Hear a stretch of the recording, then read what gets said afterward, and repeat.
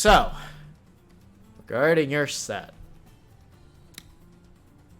you play this awfully.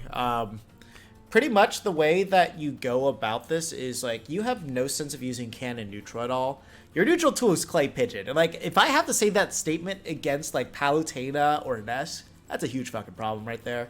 Like Ness should generally be in the air using aerials and getting around you, and the only reason why he's getting hit by any of these clay pigeons is because he's mashing buttons in your face and he's moving forward into you and like not jumping a lot of time, which is very weird for a Ness. Most Nesses are going to be doing that. And he plays Palutena too, which makes it even weirder because you expect him to be jumping and naring.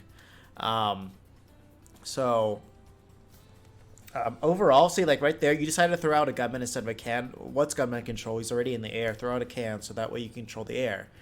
The other thing too is you landed a clay pigeon, but you just like keep mashing B. You keep pressing B the entire time, and you get nothing off that clay pigeon. All you're doing is you're getting 12%, and by the amount of clay pigeons that you get by the end, you're probably getting 8% by the very end of it. Like, you just use this so often, and you stale it, and it's not good. You need to make sure that you really need to make sure that if you're going for a clay pigeon, you're getting its full value of it. You are getting like 2% of what it's worth. And like over there, let that can drop down a nest. Let it hit him. Let him hit it.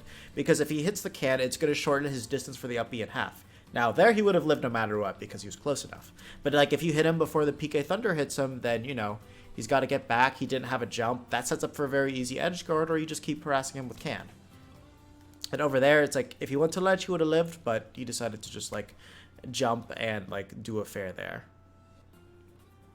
See, like, there, like, what is the point of that clay pigeon at all? Like, if you're just trying to spam a projectile, like, spam your can, at least. Like, can will at least control things. Clay pigeon controls nothing.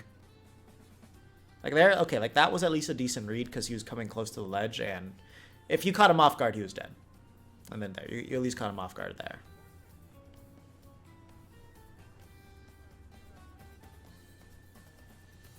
You don't even need to know the CP loop. You just need to know about CP aerial.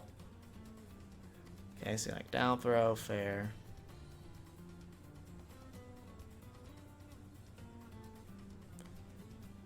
But see, like there, you're throwing out clay pigeon again. Like there's no can. There's no neutral control at all.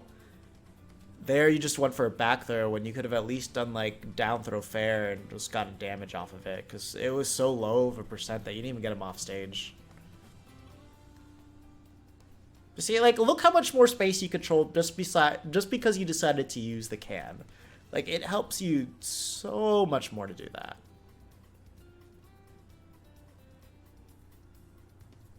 Yeah, like, there you can't do too much, but make sure you hug the stage on Pokemon Stadium or Smashville just because Magnet Hands carry you up a lot higher than it would.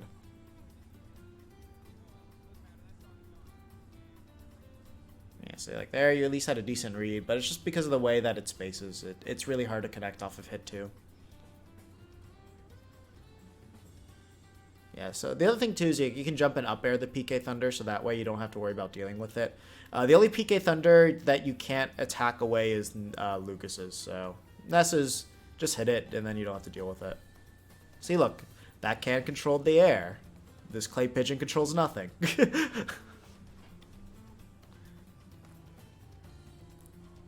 Okay. See, and then, like, you know, that was easy enough for him to just go in there. It's gonna harass you some more. So over here, like, that it's kind of a tricky situation, but, like, dash attack was the absolute last thing that you wanted to go for. Because, like, you know, he already was holding shield. He wasn't jumping or anything like that. Like, there's no reason to go for a dash attack, and you just died for it. So, one of the things that I said when I first looked at this match, but the stream fucked up so you couldn't hear it, is that, like, you know, considering that he does have a Palutena and if you have to fight it, I predicted that the match would go for 1 minute and 30 seconds based on the way that you're playing. I think it went for, like, 1 minute and 10 seconds. Because pretty much, like, if you kept up the same game plan against the Palutena is just going to absolutely annihilate you just because she can just nair carry you and then just, like, edge guard you super, super easy by just jumping off stage and going for an air. And then if he's able to get around you, so, like, get a down air as well. Because, you know, Palutena is going to be in the air a lot, so going for those clay pigeons is going to make it super easy for her to just, like, get any type of punish on you. And the fact that you're not trying to control anything with the can at all means you're just going to be dealing with, like, her aerials and all that. And, like, she's going to outrange you. If she has that back air, that means she's just going to use her invincibility to get around it anyway. So there's not too much that you can really do about that. See, like, up air there. See, like, the other thing, too, is you always land with an aerial. You never land with, like, a neutral air dodge. And if you do an air dodge, you do a directional air dodges. Now, in certain instances, that's good. But neutral air dodge, you land with, like, no lag. So it's so much better to go for that in, like, a lot of scenarios. Unless they have, like, a very strong constant hitbox coming out. And, like, over there. Like, why did you F smash there? Like, that was, like, a Hail Mary of all Hail Marys. Like, just place a can there so that way you can control a lot of things with it. Like, an F smash does you absolutely no good over there. See, like, over here, Palutena's going to be in the air a lot, Can's going to control the air a lot. Because you directional air dodge there, she was able to get that grab. And now you're going to eat some more damage.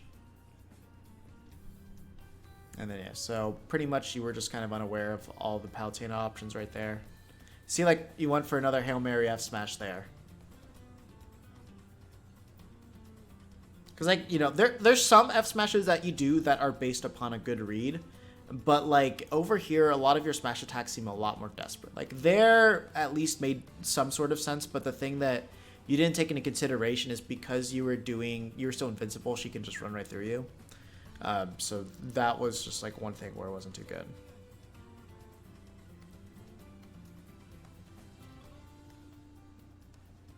Yeah, so, like, over there. Just kind of, like, desperately push the button. The Palutena player gets wrong. Yeah, and then, like, you can't do anything about that air. Like, you just have to basically die there. So, pretty much that's all you could do. So, yeah, over there. See, like, there, like, you're never going to beat out Palutena's aerials at all. So, you actually have to air dodge through it, or you have to fast fall in air. Those are the only two ways you're ever going to land against Palutena. And yeah, based on the way that went. Yeah, so yeah, it would lasted 1 minute and 10 seconds. No, he was bad. Like, don't even remotely try to sugarcoat that. Like, let me see, because you did say this was an old set. Let me see. This was in March. So that was a long time ago. Like, let's see. So the last time you played would have been, let's see. So there was April, May, June, July. And now we're in August. So that was 5 months ago. So I imagine you got better within those 5 months. This is a extremely outdated VOD. So in this VOD, you were jacking shit. I will tell you that right now. If you still play like this, oh god. But I'm assuming in 5 months you've, like, learned not to do this. So I want to see a recent VOD of you.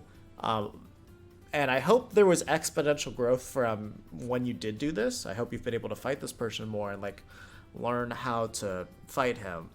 But yeah, it's like, I don't know what you thought when you were looking against this at first and how you felt about it. But yeah, like, this was just, like, an example of what to never do as Duck Hunt, especially for these matchups. Like, these matchups, like, you cannot be a CP fiend at all. Like, at least with the way that Husky does it, like, he goes for it way too often, but he at least knows when to not throw it out, I would say. Like, Husky is pretty good about knowing when you're landing with it, when to move around and do it. It's like, if you know Husky's going to do it, it's easy to avoid. But the thing is, the way that he does it is he knows when it should work. So that's the one thing I will give Husky credit for. It's like, he just threw it out way too much. It's kind of mindless, but there at least is a logic behind it. So I'll give that much to him. So yeah, obviously, really old VOD. I'm not going to say this is you now, because that would be extremely ignorant of me to say that. But yeah, like, who you were back then, like, yeah, no, that was awful. That was really bad. I think this was before Clay Pigeon got nerfed too, so I know a lot of Duck Hunts were, like, spamming that a lot more often than they should. But yeah, I mean, I imagine you know your Clay Pigeon combos and everything. I do want to briefly touch upon the guy that said that Clay Pigeon double CPs aren't viable on the cast. It's actually viable on the entire cast.